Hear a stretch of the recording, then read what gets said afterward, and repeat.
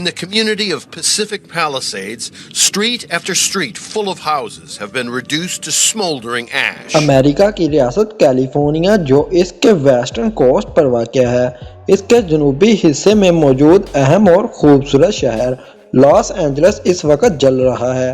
इसी शहर के शुमाली हिस्से में एक बहुत बड़ा जंगल है जहां ये आग लगी हुई है। इस शहर की तकरीबन 2 लाख आबादी यहां से नकल मकानी कर चुकी है। न जाने कितने लोग अपनी जान से हाथ धो बैठे हैं और कितने घर और इंफ्रास्ट्रक्चर तबाह हो चुके हैं। अभी तक नुकसानात का सही अंदाज़ा लगाना मुमकिन नहीं, क्योंकि ये आग इतनी शदीद है कि ये धुआं कैलिफोर्निया के आसमान को मुकम्मल तौर पर ढांप चुका है। एक अंदाजे के मुताबिक इस शदीद आग की वजह से तकरीबन 20,000 घर जल चुके हैं और मुतअद्दिद कारोबार, सड़कें और ट्रांसपोर्ट वगैरह भी मुकम्मल तौर पर तबाह हो चुकी हैं। सोशल मीडिया पर इसके ऐसे दिल दहला देने वाले मंजर देखे जा सकते हैं जिन्हें देखकर इंसान खौफ में मुब्तला हो जाता है। कुछ लोग इस कुदरती आफत को गजा में जारी इसराइली जुल्म की हमायत का नतीजा भी करार दे रहे हैं, खास तौर पर वो मशहूर शख्सियात जिन्होंने इसराइल के हक में अपनी हिमायत ज़ाहिर की। इनमें से कई मशहूर सेलिब्रिटीज़ के घर भी इस आग में जल चुके हैं। ताहम इस बारे में हम बाद में इस वीडियो में मज़ीद बात करेंगे, लेकिन पहले ये जान लेते हैं कि इस खौफनाक जंगली आग की वजह क्या बनी और इसके बाद क्या होने वाला है। लॉस एंजल्स की इस वर्ल्ड फायर की वजह समझने से पहले इस इलाके की जिग्राफिया को समझना इंतहाई ज़रूरी है। जैसे कि मैंने पहले बताया, कैलिफोर्निया अमेरिका के वेस्टर्न कोस्ट पर पैसिफिक ओशन के साथ वाक़या है और यहाँ के जंगलात में आग लगना कोई नया वाक़या नहीं, बल्कि मुसलसल होता रहता है। कैलिफोर्निया के जंगलात में कई जगहों पर आग लगी है, लेकिन सबसे ज़्यादा आग 3 अहम मकामात पर लगी है जिन्हें आप नक्शे पर भी देख सकते हैं, और यही आग हवा की तेज़ रफ्तार की वजह से फैलती जा रही है, जो कि हैरानकुन तौर पर 120 किलोमीटर फ़ी घंटा की रफ्तार तक पहुंच जाती है, और ये अमेरिका की 100 साल तारीख की सबसे तेज़ तरीन हवाएँ हैं। इन 3 जगहों में से एक का नाम हर्स्ट, दूसरी का नाम एटन और तीसरी का नाम पालिसेड्स है। आप नक्शे पर गौर से देखें तो सबसे पहले पालिसेड्स में ये आग लगी, जिसने अब तक तकरीबन 20,000 एकड़ रकबा जला दिया है। मशरकी हिस्से में एटन फायर है, जिसने तकरीबन 13,000 एकड़ रकबा अभी तक जला दिया है, जबकि शुमाली हिस्से में हॉस्ट फायर है, जिसका भी तकरीबन हज़ारों एकड़ रकबा जल चुका है। इन तीनों के अलावा और भी बहुत से ऐसे मकामात हैं जहां पर आग भड़क रही है, लेकिन अभी तक इस पर काबू नहीं पाया जा सका। वैली फायर, ओलिवर्स फायर और बेवर्ली हिल्स, जहां दुनिया के अमीर तरीन और मशहूर तरीन लोगों के घर मौजूद हैं। इनमें से मशहूर भारतीय अदाकार शाहरुख खान का बंगला भी यहाँ वाक़या है। हॉलीवुड भी इसी इलाके में है। ये ख़ास इलाका मेलिबू के नाम से जाना जाता है, जो समुंदर के किनारे वाक़या है। अमेरिका में इस आफत की वजह से एमरजेंसी नाफज कर दी गई है, मगर नेशनल फायर एजेंसी की तरफ से अभी तक ये नहीं बताया गया कि यह आग दरअसल कैसे लगी। आपके लिए ये जानना ज़रूरी है कि इस इलाके में ये आग पहली बार नहीं लगी, बल्कि यह सालों से लगती रही है, और इसके 2 अहम असबाब हैं।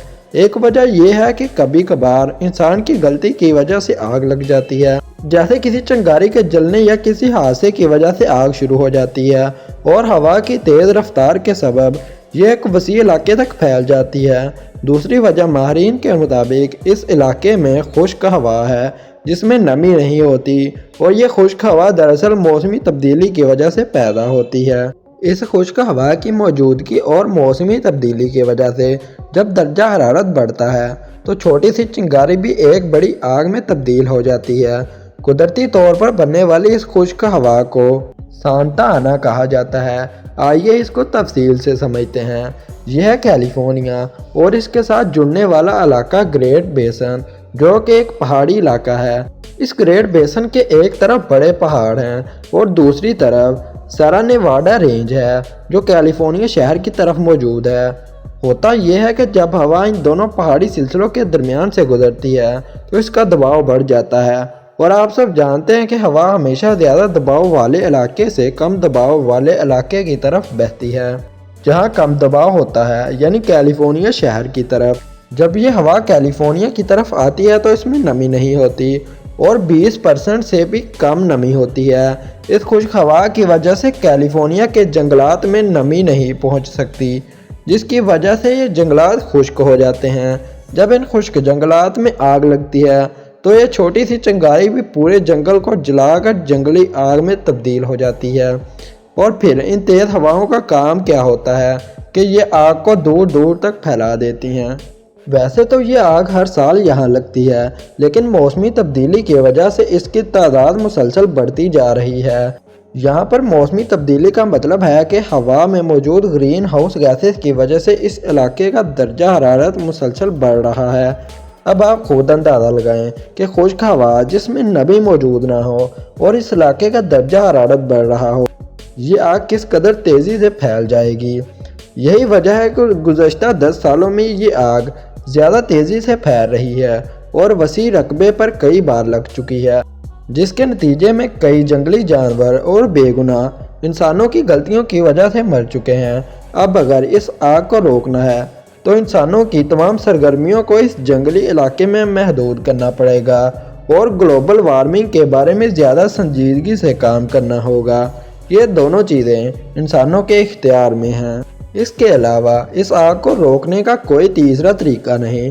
اب سوشل میڈیا پر بہت سے لوگ اس آگ کو امریکہ پر اللہ کا عذاب قرار دے رہے ہیں، یہ کہتے ہوئے کہ غزہ کے مسلمانوں کے خلاف اسرائیل کی حمایت کرنے کی وجہ سے یہ آفت آئی ہے۔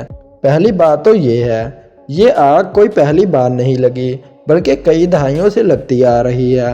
اور دوسری بات یہ کہ جو لوگ اس آگ میں جل کر مر گئے اور اپنے گھروں کو کھو بیٹھے، وہ اسرائیلی فوج کے ساتھ لڑنے والے یا غزہ کے لوگوں کو قتل کرنے والے نہیں تھے۔ آپ یہ کہہ سکتے ہیں کہ یہ ان کی حکومت کی پالیسی تھی جس میں ان کا کوئی قصور نہیں تھا۔ آپ جانتے ہیں کہ حکومتی نمائندے تو اپنے مفاد کے لیے فیصلے کرتے ہیں اور وہ کسی بھی عام شخص سے اس کے بارے میں رائے یا مشورہ نہیں لیتے، تو اس میں ان کا کیا قصور؟ یہ بھی ممکن ہے یہاں رہنے والے کسی بھی شخص نے اس ظلم کی حمایت نہ کی ہو۔ اس علاقے میں کئی مسلمان بھی تو ہوں گے۔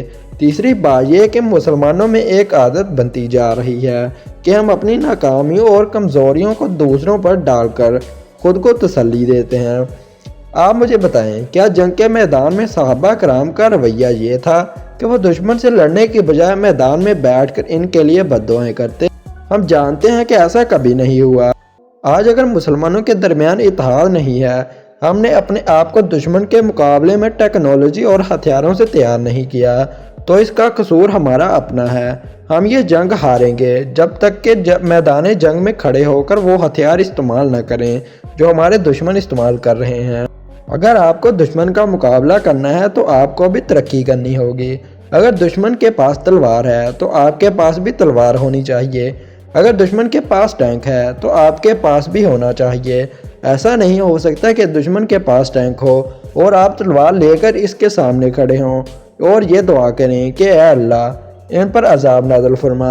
اسی طرح جو انسان وسائل کو اختیار نہیں کرے گا، اللہ تعالیٰ نے اس کی مدد کا وعدہ نہیں کیا۔